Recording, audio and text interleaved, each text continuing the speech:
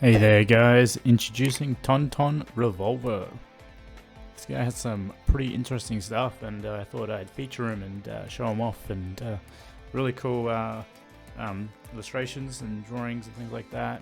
Just the quirkiness to some of the characters is really cool too, and the rendering techniques that he's using is just really good. Well, I think it's a him or a she. I don't know. I don't think that's a real name. But yeah, it's got a lot of the Marvel and just various comic book characters done there, and it's just really cool stuff. And the palette that he's using, and it's really cool. Everything is rendered. It's like that in between comic book but painterly feel, and very subtle. Those two measured in between, balanced off well. But yeah, it's really cool.